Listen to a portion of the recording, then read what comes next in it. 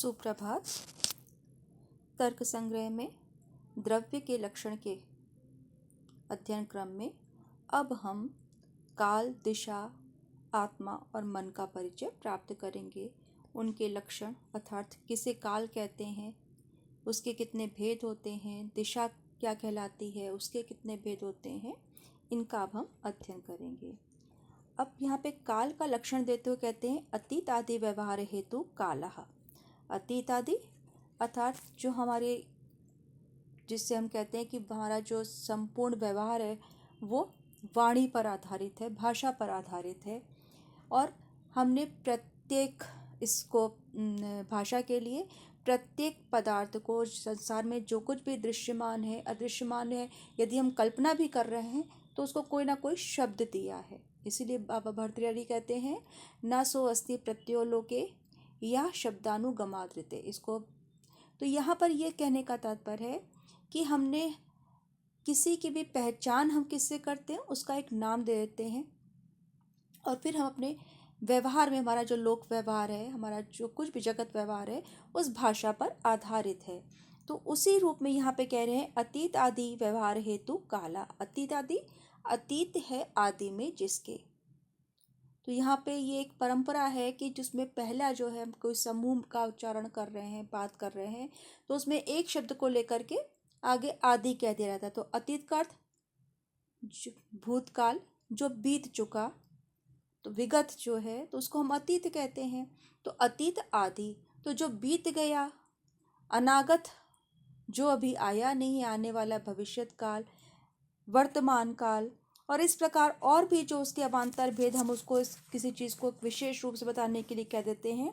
तो कहते हैं कि अतीत आदि अर्थात भूत भविष्य वर्तमान आदि में व्यवहार का जो असाधारण कारण है, यहाँ पे हेतु से तात्पर्य क्या है, असाधारण कारण से, असाधारण कारण है उसको हम काल कहते हैं। यदि कहें कि व्यवहार शब्दात्मक होता है, अर्थात हमारा जो व्यवहार, जैसे हमने कहा कि हमारा सारा व्यवहार जो है शब्द पर आधारित है, भाषा पर आधारित है, हम उसमें प्रयोग किसका कर रहे हैं, भाषा का कर रहे हैं, उसी से हम अपने भावों का संप्रेषण कर रहे हैं, दूसरे की बात को समझ रहे हैं, सारा चिंतन मनन उसी पर हो रहा है। तो जो कुछ भी हमारे चिंतन की परिधि में है उन सबको हमने एक नाम दे दिया है, उसको किसी न किसी शब्द से हम जानते हैं। तो कहते हैं यहाँ पे यदि कहा जाए कि जो हमारा व्यवहार है, जगत व्यवहार है, वो शब्दात्मक होता है, अर्थात हम उसके लिए शब्दों का प्रयोग करते हैं, और शब्द गुणकम आकाशम, अभी हमने इसके पहले पढ़ा आकाश के लक्षण में शब्द गुण वाला आकाश होता है, तब तो ये लक्षण आकाश में भी अतिव्याप्त हो जाएगा। तो कहते हैं कि नहीं, ऐसी बात नहीं है। कि यहाँ पर वो कहते हैं कि किलाल के लक्षण में जो हेतु पद दिया है यहाँ पे कि अतीत आदि व्यवहार हेतु, अतीत आदि के व्यवहार का जो कारण है, तो यहाँ पे वो कह रहे हैं कि काल के लक्षण में यहाँ पर उसकी निमित्त कारण माना गया है कि उसमें उस वाक व्यवहार के आधार पर हम उस दिशा का बोध करा रहे हैं या काल का बोध करा रहे हैं। आगे दिशा का लक्षण पढ़ेंगे कि जब हम कहते हैं कि हाँ मैं गया था, तो व्यवहार तो हमारा शब्दात्मक है, हम भाषा के माध्यम से उसकी अभिव्यक्ति कर रहे हैं। लेकिन अगर हम कह रहे हैं कि उस समय मैं वहाँ पर था, तो वहाँ जो उस समय है तो वो हमारे उस समय को बताता है, काल को बताता है। तो हम उससे अर्थ ग्रहण करते हैं कि उस जिस भी समय का वो उच्चारण कर रहा है, संकेत कर रहा है, हम उससे उस वही अर्थ ग्रहण करते हैं। वहाँ पे शब्दात्मक अर्थ, शब्द तो केवल माध्यम है वहाँ पे अपनी बात को कहने को, कि हम इस समय पर वहाँ थे, इस समय वहाँ होंगे, इतने बजे जाएंगे, तो वहाँ काल प्रमुख हो जाता है, उस समय को बताना प्रमुख हो जाता है, उसका वो अर्थ जो है मुख्यार्थ हो जाता है। तो यहाँ पे कहते हैं कि काल के लक्षण में हेतु पद से निमित्त हेतु निमित्त कारण माना जाता है, इसलिए अतीत आदि के व्यवहार का निमित्त कारण काल है। और आकाश जो है वो निमित्त कारण नहीं है उसका, कि हम आकाश के आधार पर हम उसकी व्यवहार को शब्द, जो हमारा जो भाषाई व्यवहार है या जो अभिव्यक्ति के रूप में उस समय को ग्रहण नहीं कर सकते। वो केवल शब्दात्मक, एक शब्द आकाश में शून्य में रहता है, उसमें तैरते रहते हैं। आप सब ने विज्ञान पढ़ा है, ध्वनि की तरंगें तैरती हैं, तो उसको उस रूप में लीजिए कि जो आकाश है वहाँ पर वो शब्द का, शब्द गुण का, वहाँ का शब्द गुण वाला आकाश है, ये अर्थ हम वहाँ पे लेते हैं। उसका गुण शब्द है, हम उसके द्वारा जो कुछ भी हम उच्चारण कर रहे हैं वो इस शून्य में तैर रहे हैं, और वो ध्वनि तरंगे जो हैं वो एकत्रित होकर के हम तक जो है वो शब्द रूप में प्रकट हो जाती हैं। तो वहाँ पर उस रूप में हम लेते हैं, इसलिए यहाँ पे आकाश उसका निमित्त कारण नहीं माना जाएगा। अब इसी के साथ ये भी प्रश्न उठता है कि यदि कहा जाए कि जो हमारा प्रयत्न है, अर्थात कंठ तालुद के अभिघात से, उसके कोई आघात से जो ध्वनि उत्पन्न हो रही है, तो यहाँ पर वो अभिघात भी अतीत आदि के व्यवहार का कारण हो जाएगा। अतीत आदि के यानी कि जब हमने बोला तो जो प्रयत्न उसमें लगा, हमारी जिह्वा जहाँ स्पर्श कर रही है उच्चारण स्थान का, तो वो जो आघात हो रहा है उससे भी तो शब्द के उच्चारण होगा, तो आघात के बगैर तो शब्द कैसे उच्चरित हो सकता है। तो यहाँ कहते हैं कि नहीं, वो भी अतीत आदि के व्यवहार का निमित्त कारण नहीं है। तो यहाँ पर वो कहते हैं कि नहीं, काल के लक्षण की अतिव्याप्ति है, तो ये शंका भी ठीक नहीं है। और उसमें विभुत्व का होने से, विभुत्व का ग्रहण होने से अतिव्याप्ति नहीं होगी कि कंठ आदि में अभिघात में विभुत्व नहीं है।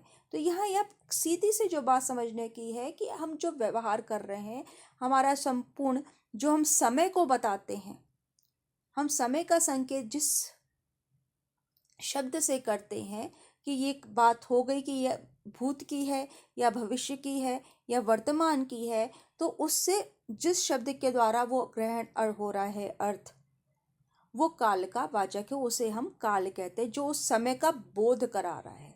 तो यहाँ कह रहे अतीत आदि यानी कि भूत भविष्य वर्तमान के व्यवहार के निमित्त कारण को काल कहते हैं, और वो काल एक है, साचा एको विभु नित्यश्च, वो एक ही है, विभु है, उसका परिमाण विभु है और नित्य है। तो यहाँ पर जब हम एक कहते तो कहते कि इसका जो भेद कर रखा है हमने कि ये भूत है, ये भविष्य है, वर्तमान है, तो काल की तो हमें 3 विभाग दिखाई पड़ते हैं। तो कहते हैं ये सारा जो हम बात करते हैं वो केवल अपने व्यवहार सौकर्य के लिए है, कि हम अपनी बात को समझा सकें, इसलिए ये उपाधि भेद है। उपाधि भेद अर्थात हमने अपने व्यवहार की सुगमता के लिए हमने उसको भूत भविष्य वर्तमान का नाम दे दिया, वरना काल का प्रवाह तो अनंत है, अर्थात वो एक समय की जो धारा बह रही है जो हम कहते हैं, तो उसकी हम गणना नहीं कर सकते। जो पल अभी है वर्तमान क्षणिक में वो भूत हो जाएगा, जो आगत है आने वाला है, वो जो नहीं आया है वो वर्तमान हो जाएगा। तो ये समय की तो धारा है जो एक निरंतर बहती रहती है, तो क्षण क्षण में इसके अंदर परिवर्तन होता है। तो ये सारा का सारा हम केवल किस समय वो घटना घटित हो रही है इसको बताते हैं, तो काल के लिए हम उस प्रकार से उस शब्द विशेष का प्रयोग करते हैं। अब इसके आगे कहते हैं दिशा। तो दिशा क्या हुई? दिशा हम जानते हैं, हम सभी कि दिशा का जो लक्षण करते हैं कि प्राच्यादि व्यवहार हेतु दिक् साचा एका नित्या विपवीचा। यहाँ पे भी यही बात कही गई है कि प्राची आदि, प्राची आदि, प्राची है आदि में जिसकी, अब दिशाओं को भी हम कहते हैं पूरब पश्चिम उत्तर दक्षिण, उसके जो और भी साथ में हम भेद कर देते 10 दिशाएं भी मानी जाती है। जो ये बातचीत होती है कि इयम प्राची इयम प्रतीची, कि ये पूरब है, ये पश्चिम है, ये उत्तर है, ये दक्षिण है, तो इन सब के व्यवहार में जो असाधारण कारण है वो दिशा है। जैसे भी हमने काल के लिए पढ़ा, बिल्कुल वैसे ही यहाँ पर भी व्याख्या होगी। हेतु दिक् इति उच्चार माने परमाणु आदौ अतिव्याप्ति स्यात्, कि जब हम कहते हैं कि केवल जो हमने कहा प्राच्यादि व्यवहार हेतु दिक्, यहाँ से प्राच्यादि शब्द हटा दे, ये पद हटा दे, केवल हेतु दिक् इतना ही लक्षण किया जाए तो परमाणु इत्यादि में भी अतिव्याप्ति होगी। इसलिए यहाँ पर प्राच्यादि व्यवहार हेतु ये जोड़ा गया है। परमाणु क्या है जिनसे जो बनता है, तो कहते हैं परमाणु इत्यादि प्राच्यादि के व्यवहार का कारण नहीं है, इसलिए परमाणु में अतिव्याप्ति नहीं होती है। इस तरह दिक् यानी दिशा का लक्षण क्या हुआ? प्राच्यादि व्यवहार असाधारण कारणम नत्वम दिक्कत्वम, कि प्राच्यादि के व्यवहार में जो असाधारण कारण है उसे हम दिक् कहते हैं। यदि यहाँ पर हम असाधारण पद नहीं देंगे तो ये प्राची आदि के व्यवहार का साधारण कारण आकाश, जिसे आपको शुरू से बताते आ रहे हैं कि जो काल है, दिशा है, आत्मा है, मन है, ये प्रत्येक कार्य के प्रति कारण होते हैं, समान कारण होते हैं। तो इसलिए यहाँ पे असाधारण पद देना जरूरी है कि वो असाधारण कारण यदि नहीं कहा जाएगा तो प्राची आदि, यानी कि जब हम व्यवहार करते हैं तो उसका साधारण कारण आकाश भी होता है, काल भी होता है, तो दिक् का लक्षण अतिव्याप्त हो जाएगा। इसलिए आकाश में अतिव्याप्ति वारण के लिए दिक् लक्षण में असाधारण पद दिया जाएगा, उसका अर्थ ग्रहण किया जाएगा। अब इसके पश्चात कहते हैं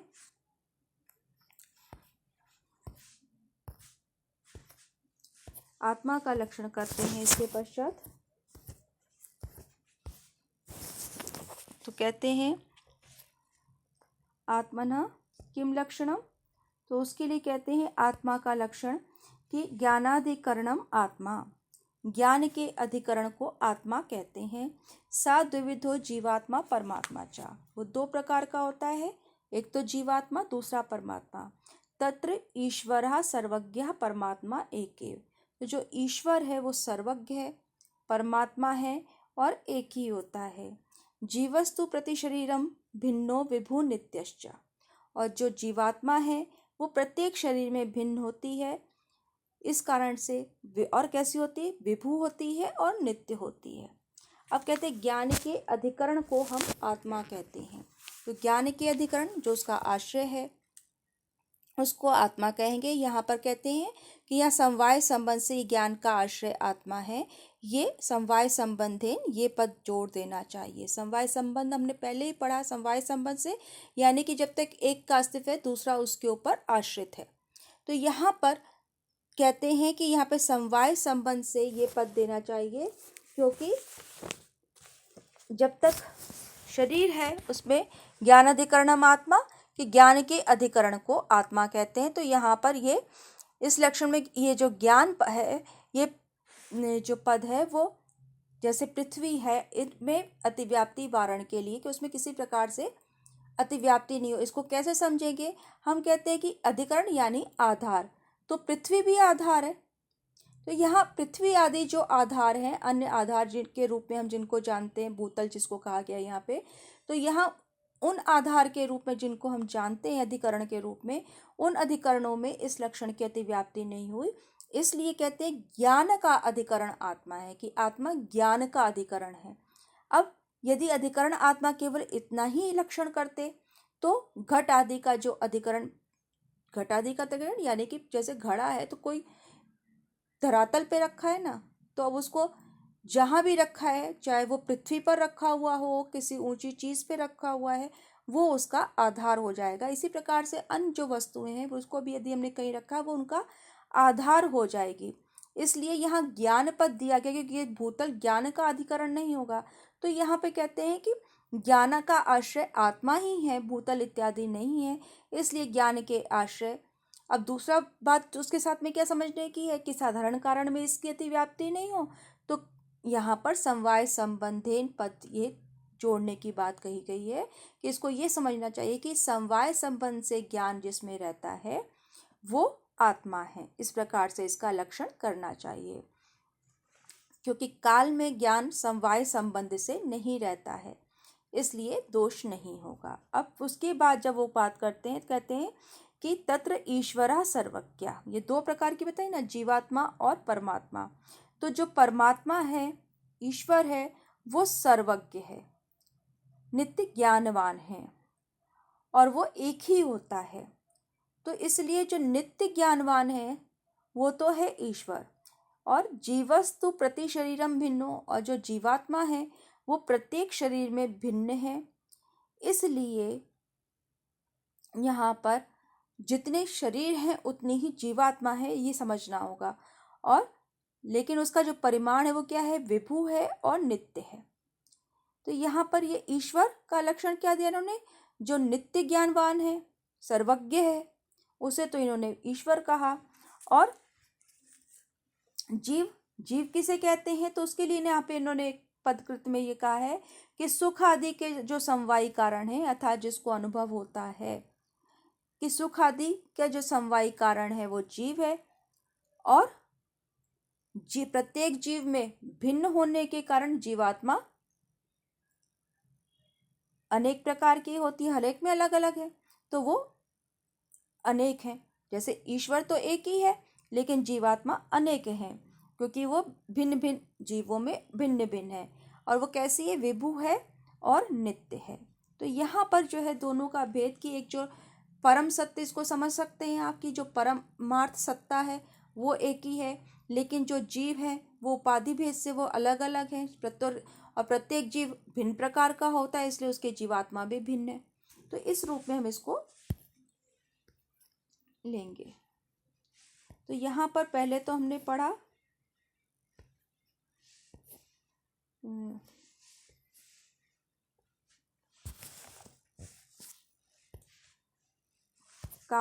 काल का लक्षण, दिशा का लक्षण, फिर आत्मा का लक्षण।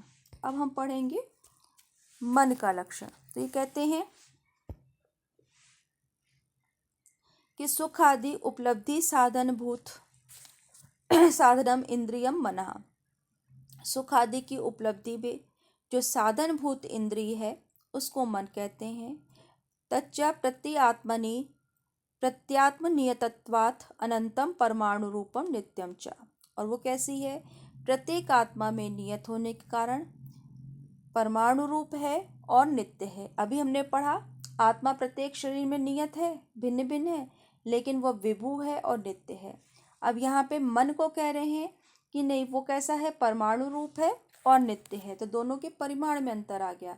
और मन क्या है? अभी हमने जैसे जीव का लक्षण पढ़ा कि सुख आदि का जो समवायी कारण है। अब कहते हैं सुख आदि की उपलब्धि की साधनभूत जो इंद्रिय है, अर्थात जिससे हम सुख दुख आदि भावों का ग्रहण करते हैं, वो इंद्रिय मन है। और वो प्रत्येक आत्मा में नियत होने के कारण, क्योंकि प्रत्येक आत्मा में भिन्न भिन्न इंद्रिय, मन भिन्न भिन्न है, तो प्रत्येक आत्मा में नियत होने के कारण अनंत है, क्योंकि जितने जीव होंगे उतने ही तो मन भी होंगे।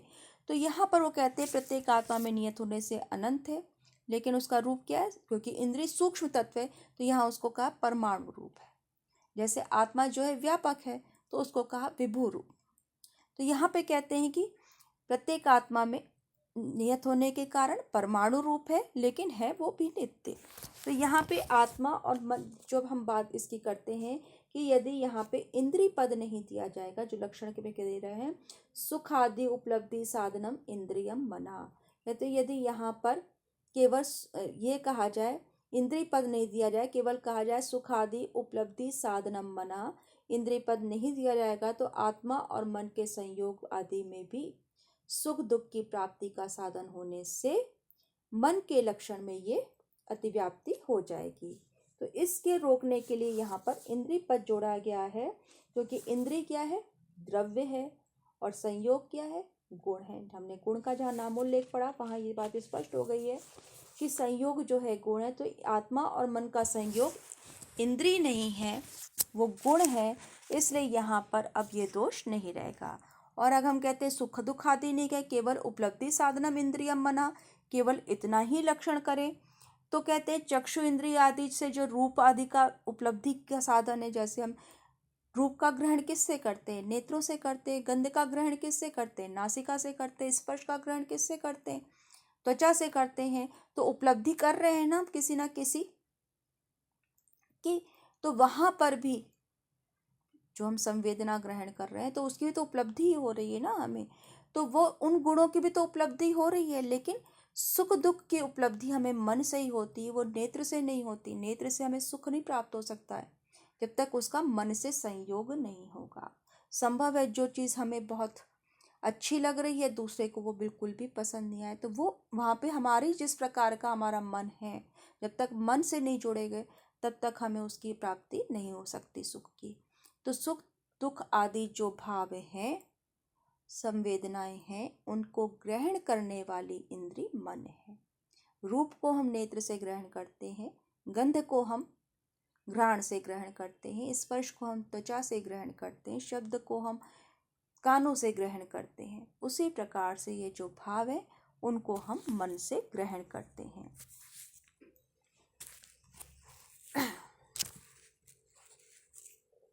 अब कहते हैं कि एक इसमें साथ साथ ये और बता दिया है, यहाँ पे इतना सा और पढ़ लें, या नहीं, आज इतना समाप्त करते हैं। अब गुणों का लक्षण हम इसके बाद पढ़ेंगे। तो इसके पश्चात गुण का लक्षण शुरू हो जाएगा।